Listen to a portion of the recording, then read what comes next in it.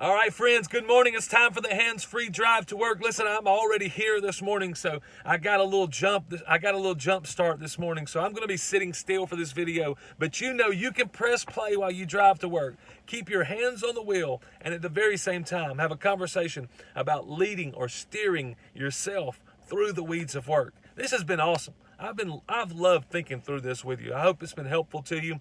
And I've been talking about a few different ways to lead ourselves or manage ourselves through the weeds of work. And I've told you a couple times, I've given you a little teaser about how we're going to learn to decide differently. And here we are. Today we're going to learn to decide differently. And I'm going to give you a very abridged version, but because I want to get it all in one video. But at the same time, you can think through this in the book, and I'll give you some examples and some videos coming in the next few days. And right now today, let's think about how can we decide differently. And I can tell you, you may know, without me even giving you a lot of examples, you'll know there are times in your life when you've thought differently. There's times in life when you knew exactly what to do about those thoughts, but somehow in the middle, you never got from the thought to the action. You knew exactly what you should do, but you never got to the action. You never decided to make that new action a part of your life. You've probably said before, sometimes I know what to do, I just don't do it. Sometimes I wish I knew what to do, and sometimes I know what to do, I just don't do it. That's why we need to learn to decide differently. Do you see that? And this is tough. I'm going to go ahead and tell you, this is a tough concept. And it's like, you think about this, just to give you an illustration, Joshua, right now, my brother, if Joshua went out and hand dug a parking lot, if he said, I'm going to pave a new parking lot, and he set out and he said, you know what, I'm going to dig this parking lot out by hand, you would ask him, you would say, bro, are you crazy? Like, why would you do that when you have a machine, when you have equipment that you could go out and you could do what would take you a month, by hand, takes you a day with a machine. And what another person might say as well, it wouldn't cost you anything. You wouldn't have to buy a machine if you did it by hand. You could go out, you would have to work longer and harder, but you would never have to purchase that machine. And so listen, learning to decide differently is more like saving up for that machine than it is actually doing that work with that machine. Learning how to decide differently is more like Joshua over the first months when we were building our business, that we wanted to say, look, we want to buy some more equipment, but instead of going out and doing that immediately, we had to make some plans, be strategic in our savings so that we could get more equipment and be able to afford more equipment. See, learning how to decide differently is more like that process than going out and grading a whole parking lot in one day that it would take you a month to do by hand. But that's what we want sometimes. We say, listen, if you want me to do something differently, just tell me and I'll go out and do it differently. Never realizing there's a process that leads up to that brand new decision. Does that make sense to you? You think about this. It would be more like, Kevin on The Office. Kevin on The Office goes into that vending machine and he looks and sees. You've seen The Office. If you haven't, you know what a vending machine is. You look there and you see all the little options. And what if you saw Kevin? This was a silly example, but what if you saw Kevin over there just shaking that machine, trying to get through that glass, trying to figure out how he could get that machine to give him, some snack. And you would probably just walk over and say, Kevin, all you got to do, you just take 50 cents casually out of your pocket, put that 50 cents in the machine, and then indirectly, you don't directly affect it, but indirectly, now that machine gives you a snack. And you say, well, that, it costs more money. It costs more money to be able to do that. There's a cost associated. You have to take that 50 cents out of your pocket. But, the question is, again, how much longer would it take to try to manipulate or maneuver that machine to give you a snack than just to work the process of gaining and count the cost of the 50 cents? It's the same thing with this car. When I got into this car this morning, I turned the key on the ignition. I turned the key on the ignition, and the car, magically, it cranks up. And I just press the gas, and then the car goes. And sometimes we think about our new actions in that way. Well, we just want to give me the key and I'll turn the ignition. But see, there's a process. It took months to build all the pieces to this truck. And it took engineering to fit those pieces together. And see, learning how to decide differently is less like just turning the key when I get in the car this morning, and more like the entire process that led up to me being able to do that simple thing. But listen, if we learn to decide differently, if we learn to decide differently now and we start on that journey, then in the future, there's going to be a time where it seems as easy as just turning a key. Where what took months at one time now takes days, because we've counted the cost, we've paid the price, and now we're able to decide differently. See, that's more like the process of deciding differently is more like the cost of taking the change out of your pocket. It's more like the leading up to and the counting the cost as we save to be able to purchase new equipment. And it's more like the entire engineering and building process of a vehicle. That's what learning how to decide differently is. And I'll tell you where I learned this is from James March. One of the places that I discovered this is James March is a research scientist for Stanford University. You've heard of Stanford? Stanford University research scientist James March. He's a brilliant man. He wrote a book called A Primer on Decision Making.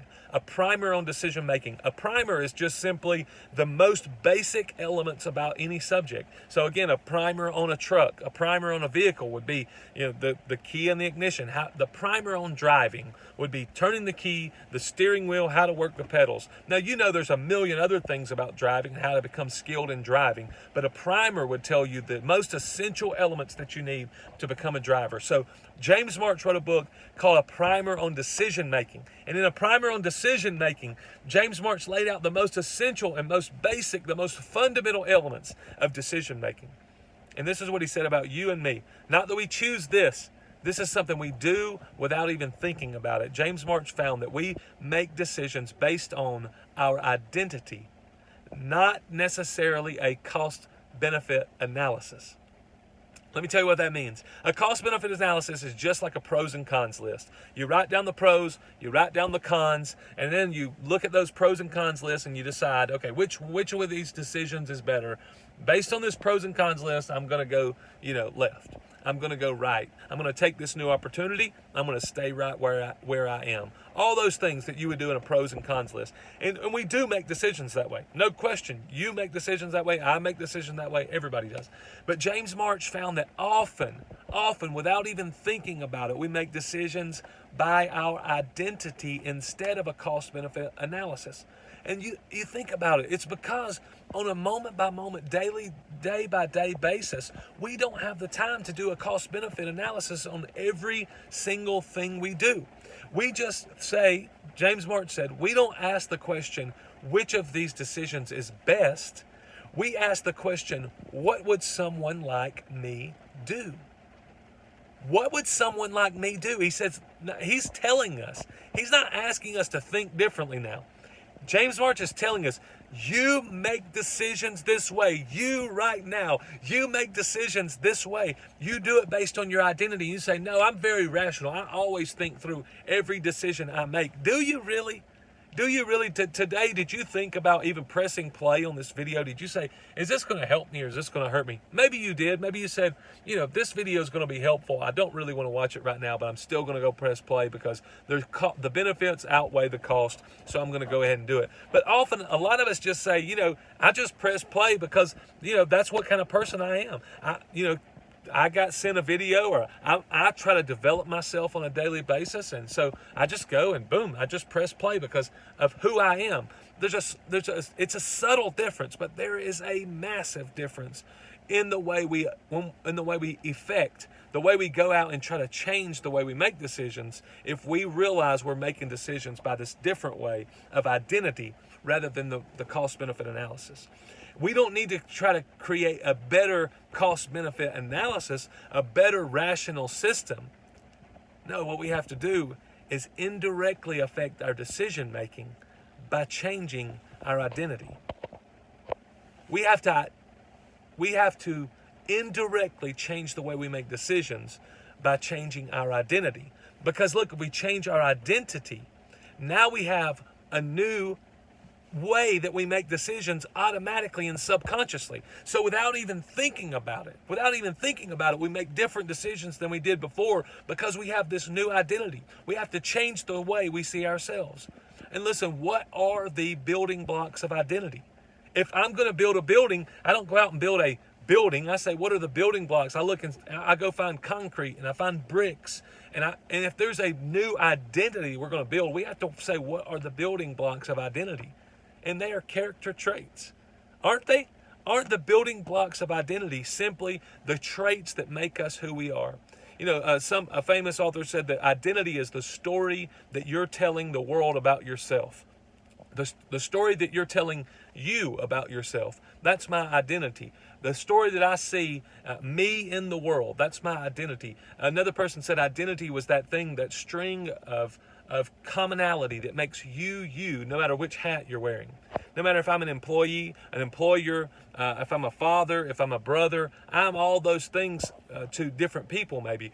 But the identity is the thing, the common thread between all those different hats that make you. That's your identity. It's the story that you're telling yourself about you inside the world.